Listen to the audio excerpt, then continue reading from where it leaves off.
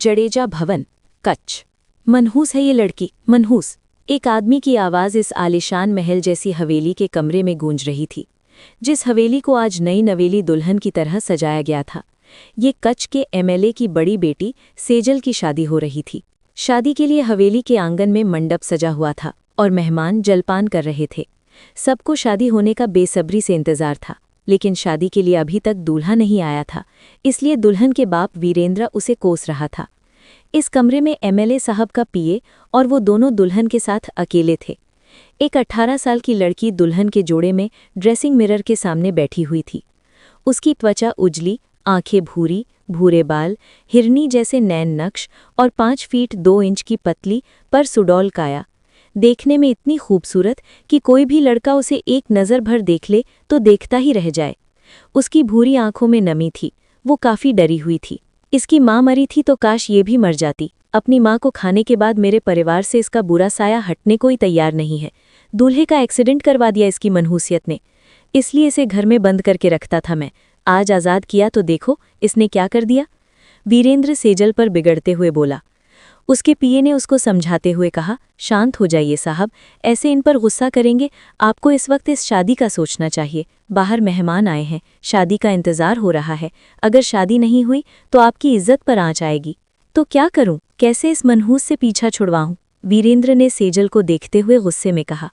सेजल की आंखों से आंसू बह रहे थे, जिन्हें पीकर उसने बहुत ही मुश्किल से कहा, पाजी, माँ। हकलाना बंद करो, सिर से पैरों तक बस मुसीबत ही मुसीबत हो, जो मेरे सिर से छुटने की कोशिश ही नहीं कर रही। काश तुम्हारा गला पैदा होते ही घोट देता।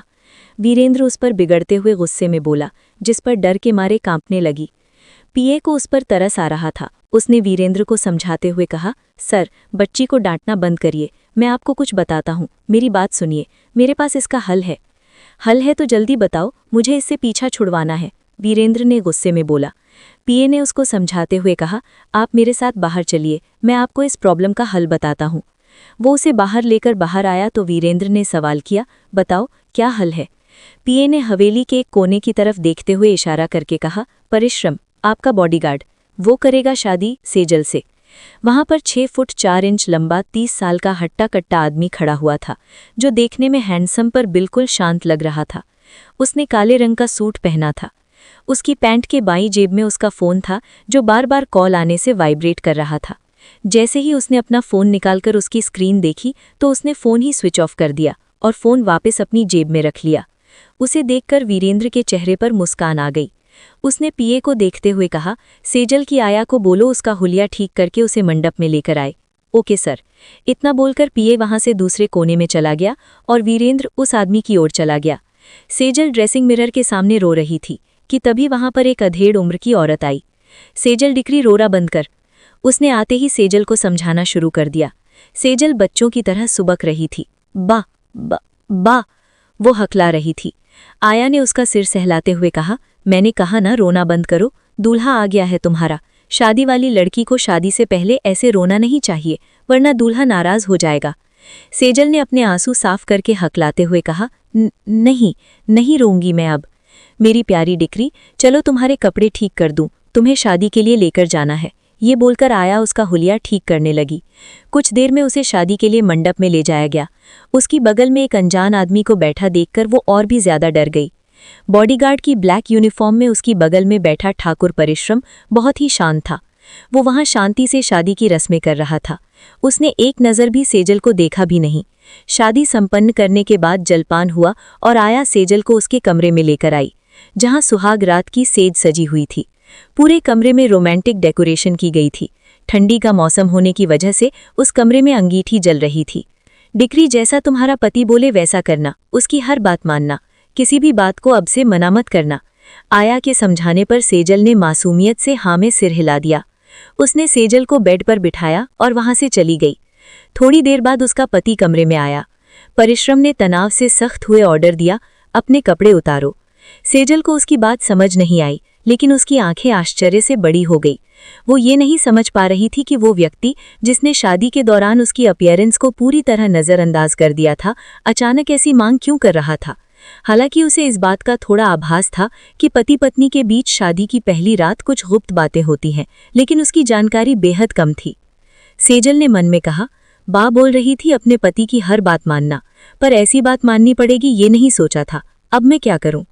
वो उलझन में थी कि क्या करे, लेकिन जैसे ही उस व्यक्ति ने अपना कोट और शर्ट उतारी तो सेजल ने उससे अपनी नजरें फेर लीं और मन में कहा, क्या मुझे सच में ऐसा करना होगा?